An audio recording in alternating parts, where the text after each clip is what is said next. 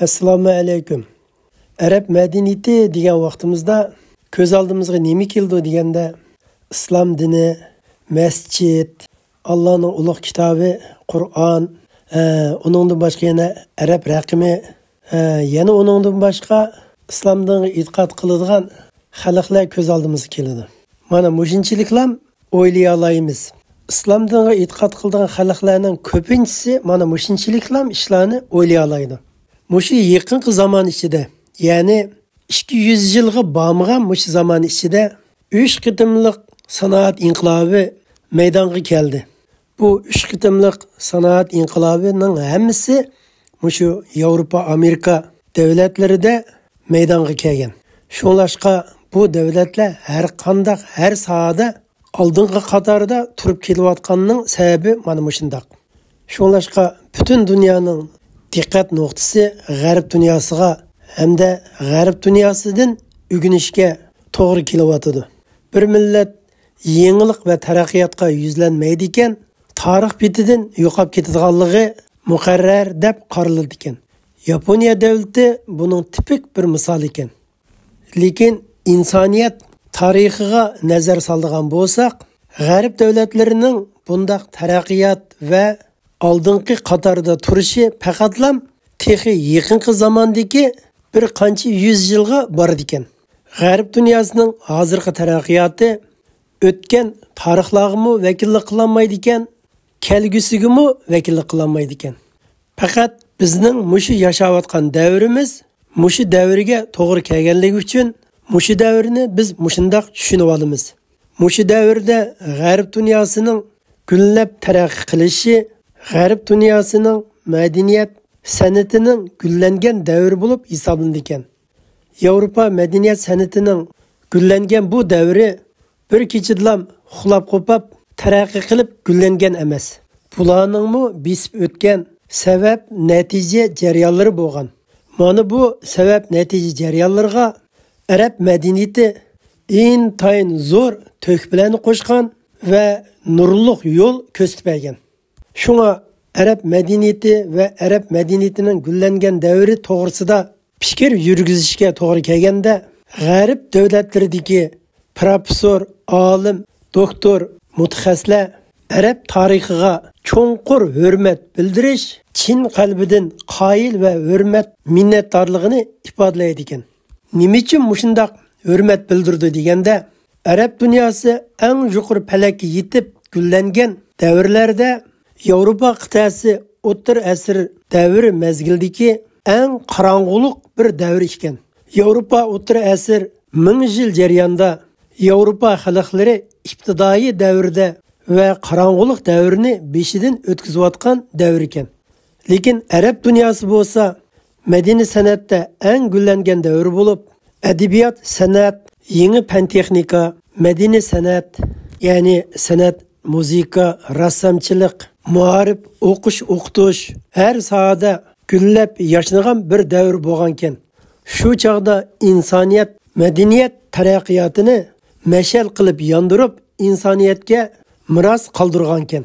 Mana shu asosda hozirgi Yevropa madaniyatining gullab taraqqiy qilishiga turtkilik rol o'ynagan ekan. Arab madaniyatining gullangan davrining paydo bo'lishiga qaraydigan bo'lsak, buning tüp yildizi islom dinining Allah tarafidan bizga taqdim qilgan kunidan boshlandi ekan. Arab yerim orli jo'grafiyasi qaraydigan bo'lsak, intayin oz qismda yeshillik, bo'stonlik bo'lgandan boshqa butun zaminlari asosan qaqos va suvsiz bo'lgan. Arab yerim orlining ozg'ina yeshillik yerlarida faqatlam arab millatlari yashab kelgan. Arab millatlarini Samiylar qavmining davomi deb qaraydi ekan. Milodi 7-asrda Muhammed payg'ambarimiz Allah bizga taqdim qilgan islom dinini arab dunyosida taraqqiy qilgan va bu orqali qorong'u dunyoni o'zgartgan. Arab yerim oroldan bosh ko'tarib chiqqan arablar islom dinidan boshqa yana yangi hukmlarga texi yuzlanmagan. Arab xalqi islom dinini kengaytirish uchun nurg'un davlatlarni besib o'tish, ishg'ol qilish jarayonlarini besib o'tgan. Buning misoli islom dinini kengaytirish uchun Misr davlatini Mesopotamiya daryo iqim vodilarini, İran davlatlarini butunlay ishg'ol qilgan. Mesopotamiya vodilari deganimiz İran egizligining g'arb tarafidagi Iroq, Suriya, Falastin va Turkiya davlatining sharq janublarini bildirdi. İslam dinining ro'yi bilan qurollangan bu arablar bu rayonlarni ishg'ol qilgan bilan u chog'dagi arablar islom dinidan boshqa qolgan jihatda yanala sodda, nodon holatida bo'lib, lekin arablar ishg'ol qilgan bu rayonlar misolan Misr, Falastin, Bag'dod, Paris, Hindiston qatorliq bu rayonlar qadimki madaniyatlarga ega bo'lgan. Arab imperiyasi bo'lsa bu rayonlarni ishg'ol qilib, qudratlik Arab imperiyasini qurgan. Arab imperiyasi bu rayonlarda hukmron kuchini davomlashtirish ham islom dinini texmo kengaytish uchun hamda arab xalqi o'zining nodonlik bir oq qog'oz ekanligini his qilib, kamtarlik bilan islom dinidan boshqa yana texmo ko'plab har sohaga munosabatlik texmo ko'p bilim ilishga, o'qishga to'g'ri kelgan. Keng ko'lamlik bilim ilishdagi maqsad Arab imperiya hokimiyatini rivojlantirish bilan birga islom dinini texmo kengaytish edi. Mana shu mezgilda Parisliklar, Suriyaliklar, Misrliklar hamda Hindistonni o'z ichiga olgan rayonlardagi xalqlarning hammasi islom diniga kirgandan keyin Arab yarim orolidan chiqqan va Arab yarim orolidan chiqmagan xalqlar o'rtasida hech qanday farq qolmagan edi. Faqat islom dinini qabul qilgan xalqlarning hammasi Arab tili va Arab yoziqini ishlatadigan shart ostida hammasini Arab xalqi deb hisoblaydi. Shuning bilan Arab madaniyati deb tilga olganimizda faqat Arab yarim orolidan chiqqan arablar emas, o'zi islomdan Arab tili va Arab yoziqini ishlatadigan butun xalqlarning o'rtaq Arab madaniyati deb o'rtaq ko'z qarash birlikka kelgan. Ishqilib Arab yoziqida yozilgan avtorning kim bo'lishidan qat'iy nazar, mayli u islom dinida bo'lsin, mayli u islom dinida bo'lmasin, mayli u Misrlik bo'lsin, Yunonlik bo'lsin, Hindistonlik bo'lsin, hammasi Arab madaniyati kategoriyasiga kiradi. Shuning bilan Arab madaniyati, Arab tili va islom dinidan boshqa hukmron ichiga olgan yerlik xalqning madaniyatiga varislik qilib qolmasdan, balki Arab dunyosiga tava bo'lgan yerlik madaniyatlarni to'plash va texmo taraqqiy qilgan. Shu mezgilda Arab xalqining islom dinidan boshqa yangi bilimlarni o'rganish ro'yi rasmiy bir to'lqinga ko'tarilgan. Keng ko'lamda har qanday millatning ilg'or madaniyati, fan texnik yangiliklarni arab tiliga tarjima qilish, arabcha material to'plash harakati yapgan. Abbos xonadonlik davri kelgan vaqtida dunyoning har qaysi yerlaridagi bilimga doir har qanday material bo'ladi ekan, uni to'plash, tarjima qilish xizmatini davomlashtirgan. Material to'plash, tarjima qilish harakati shu mezgilda 100 yildan ortiq davomlashgan. Shu vaqtida dunyoning har qanday bir joylarida bilimga doir materiallar bo'ladi ekan, uni tarjima qilish xizmatlari ching tutilgan. Yana bunda aytganda, Abbos xonadonlik davrini 100 yillik bilim ma'rifat to'plash va bilim ma'rifat tarjima qilish davri deb ataydi ekan. Qisqartib 100 yillik tarjima to'lqini deb ataydi ekan.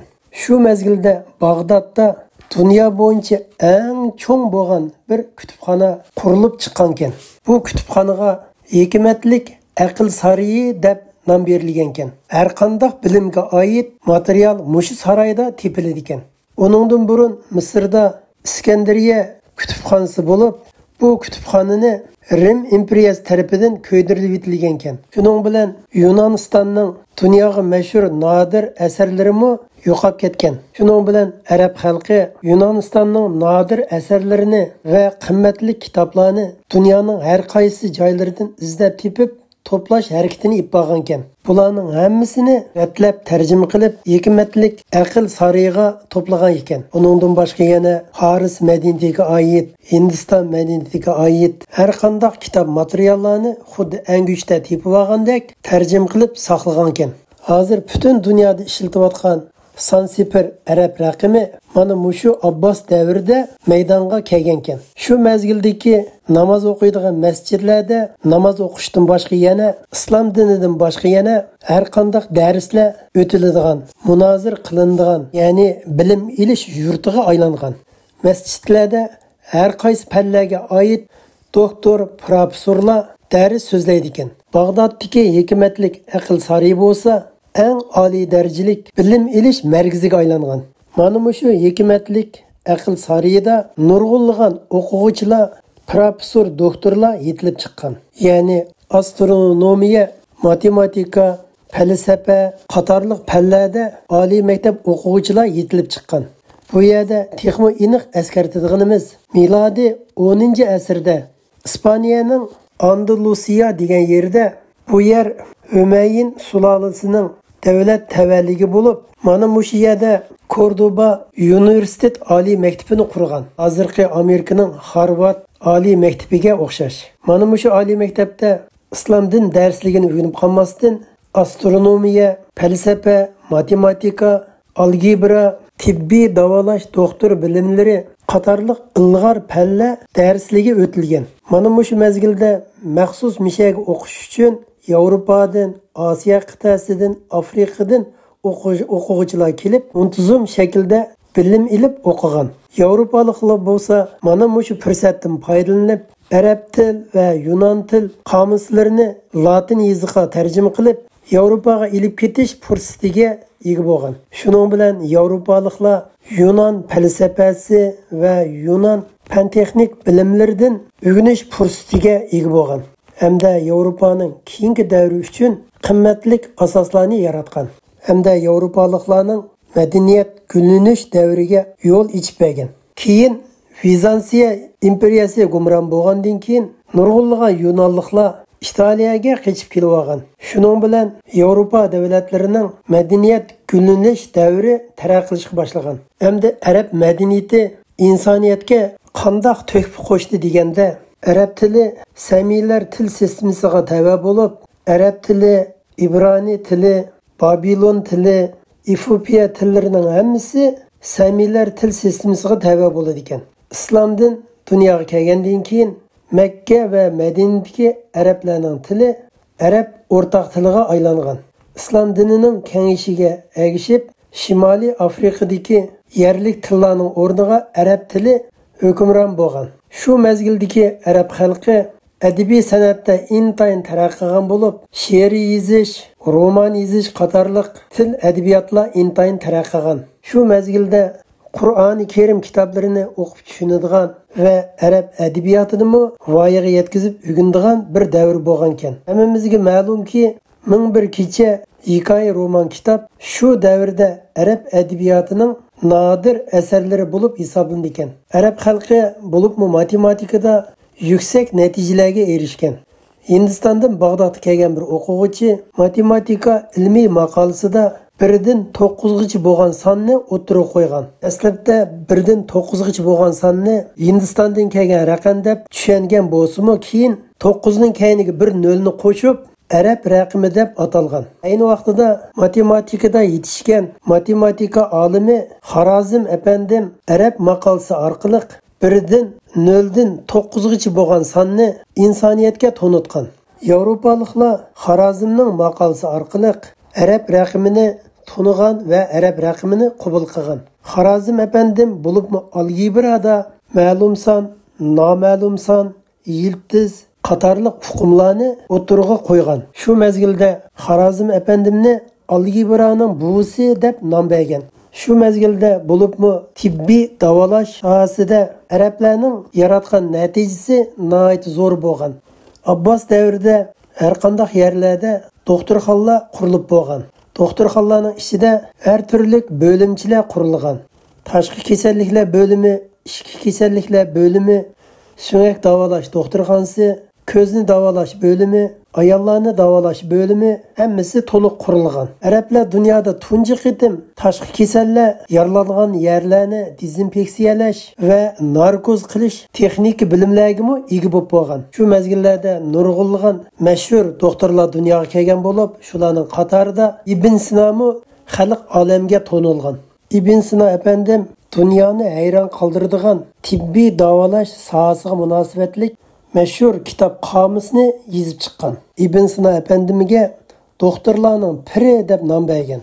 Shu mezgilda arablar yana ximiya, fizika, astronomiya, qurilish injenerliklari, suv insho qurilish, muzika, san'at qatorliq sohalardami zo'r natijalarni yaratgan.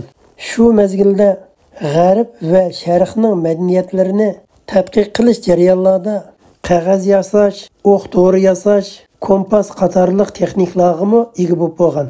Yevropaning o'tir asr qorong'u davrlarida Arab dunyosining gullangan davrining nuri Yevropaliklarni yo'ritgan.